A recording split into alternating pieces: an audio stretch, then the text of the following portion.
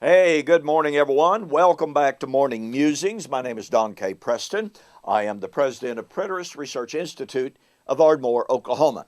This is video number 2 in our series on 1 Corinthians chapter 15, as we continue to demonstrate that Paul, in this great chapter of 1 Corinthians 15, he was not refuting people who denied the resurrection. He was responding to and refuting a group of people who were denying resurrection life to a given specific group of people, and that specific group of people were those who had died before Jesus.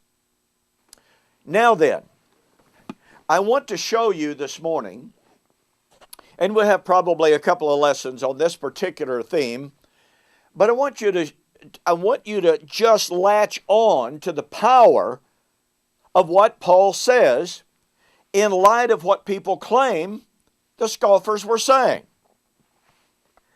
Paul says, and now Christ has been raised from the dead and has become the first fruit of those who had fallen asleep.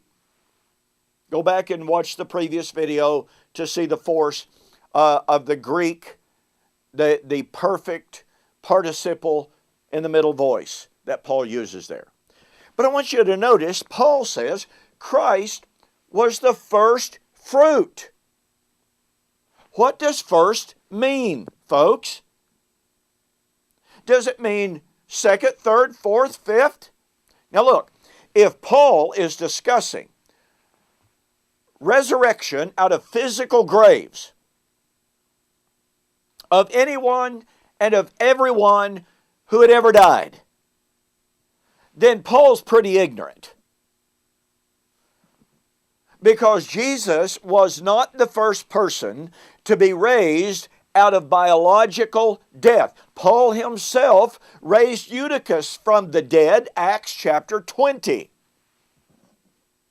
Which, chronologically is pretty close to the writing here. But the point of fact is, Paul knew that Jesus, in his personal ministry, had raised individuals from the dead. He raised Lazarus from the dead. He raised Jairus' daughter from the dead.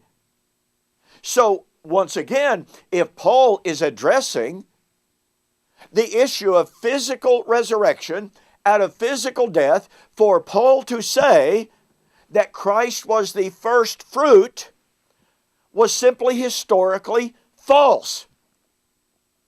Paul, man, has your memory completely failed you about what you did and about what Jesus did? About what others did? No. Paul is not addressing biological death. Now, make no mistake. The scriptures are clear that Jesus was the first to be raised from the dead. In some sense. The same apostle said, Acts chapter 26, 21 and following, and now, having obtained help from God, I stand before kings and before authorities, before small and great, testifying no other thing, that what Moses and all the prophets said should occur, now watch this, that Jesus would be the first to be raised from the dead. There is no qualification here, i.e. first in rank, i.e. the first never to die, i.e. the first this or that or the other. He is the first to be raised from the dead. Now, here's something very, very important. We'll get to it in another video.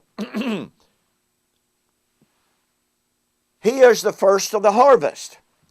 Now, let me ask you, those of you who have ever done any farming, gardening, whatever. When you pluck the very first head of corn, do you call it first fruit? Or do you call it 30th or 40th or 50th generation of fruit? No. When you get to pick that very first ripe tomato, that's the first one. Folks, first means first. Revelation 3:14, Christ is the firstborn from the dead. Colossians 1:15 and following. Christ is the firstborn from the dead. Listen to me. Paul's affirmation, his emphatic, his specific declaration that Christ was the first fruit out from among the dead is a total refutation of any and all claims that Paul is dealing with biological resurrection.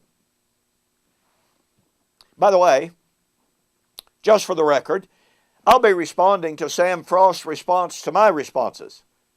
Okay?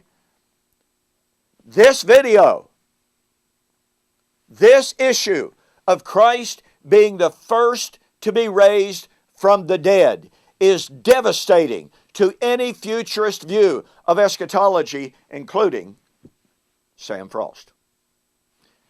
And you need to get a copy of this book, Exegetical Essays on the Resurrection, to show just how far Sam Frost has left the truth behind in regard to the first fruit.